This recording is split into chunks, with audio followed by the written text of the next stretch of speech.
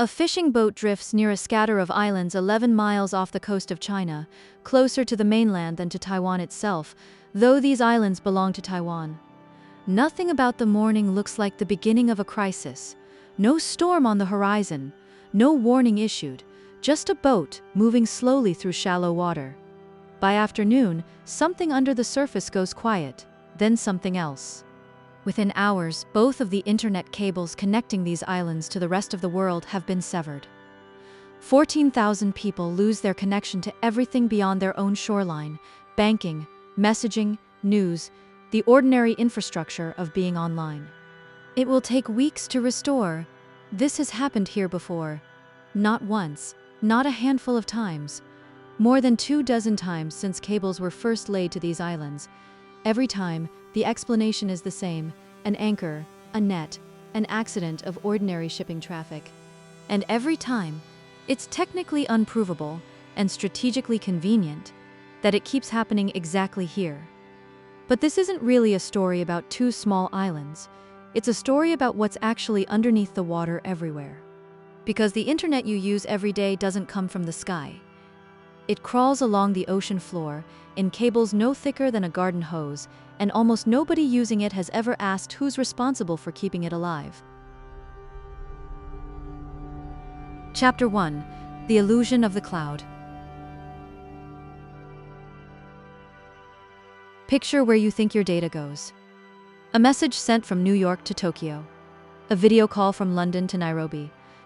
Most people imagine something weightless, a signal bouncing off a satellite, floating through some invisible layer above the Earth called appropriately the cloud.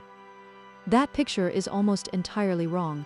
Right now, there are more than 600 cables lying across the ocean floor, stretching a combined distance of over 1 million kilometers, enough to circle the planet dozens of times over.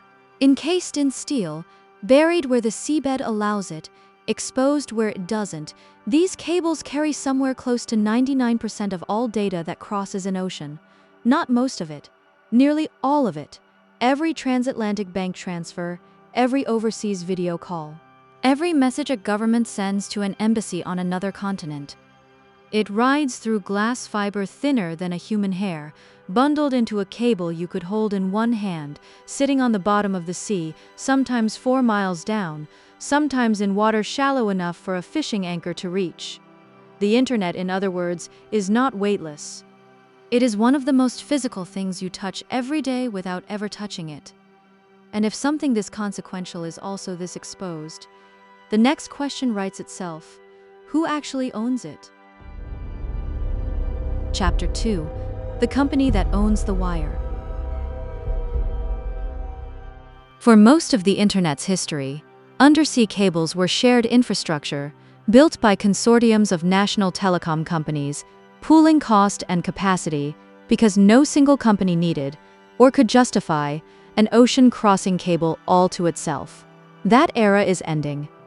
A small handful of American technology companies now own or lease the majority of the world's undersea bandwidth. Some of these cables aren't shared with anyone.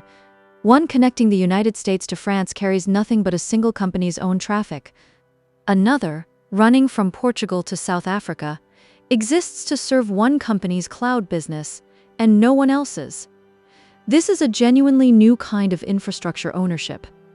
The pipes carrying the world's data are no longer neutral utility lines maintained for the public good. They are increasingly private property, built by corporations answerable to shareholders, not citizens, deciding the routes, the capacity, and ultimately who gets fast, reliable access to the rest of the world, and who doesn't. It's a quiet form of power. No press conference announced it. No vote authorized it. It simply became true, cable by cable, over about a decade. But owning the wire is only half of the equation. Because owning something and being able to fix it when it breaks are two very different problems. Chapter 3: The 22 Ships. Here is the part almost no one accounts for. Somewhere between 150 and 200 times a year, a cable breaks somewhere in the world. An anchor drags. A trawler's net catches wrong. A fault opens thousands of meters below the surface, invisible until an entire region's internet slows down or drops out entirely. When that happens, the number of ships in the world specifically equipped to find and repair that cable is not in the hundreds. It is not in the dozens. It's around 22.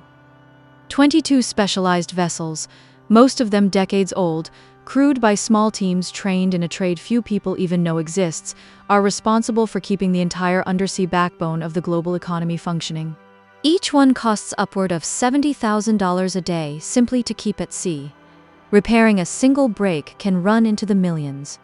And when multiple cables fail at once, which happens more often than the public ever hears about, there often aren't enough ships to respond to all of them at the same time. So someone has to be first in line. And in practice, that's usually decided the same way it's decided almost everywhere else. Whoever is willing to pay the most gets fixed first.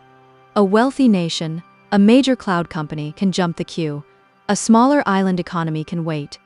The global data economy, trillions of dollars moving every day, depends on a repair fleet smaller than a regional airline's.